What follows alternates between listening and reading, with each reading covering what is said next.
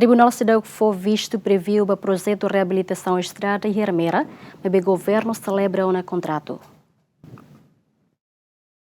Ia fulang koto governo halo na assinatura contrato ho empresa internacional no representante husi Banco Mundial mai beto dadang ne tribunal sedak foi visto ba projeto reabilitação estrada e Hermera. Nune ligado ho assunto ne ministro obras públicas ateten se iha lorong tol nulo ba tribunal atu foi visto ba projeto ne.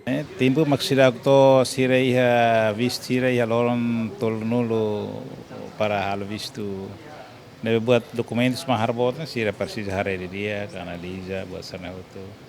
Ya batruma falha care sira siaru kamaya alo fale correção moslai sira se for visto ia durante lorong tolo nulo nilaran lo nulo ga tulo lorong nulo nilaran ida nabane laos lançamento nabane itaba celebra assinatura contrato com o povo neoen para projeto ne povo ninian halo ba povo neosan halo tudo balbele participa ia proseso nilarang selain itu hanoi yang buat ini governo centralnya ini itu maka impede malo nebe lori basina hasira nia oing para hotutu bele participa bele sinti kata projeto ne ita hotunia povo nia para la bele halo impedimento ya precisa lançamento né depois cara halo la importante ali maka povo ni participação iha cerimoni ne.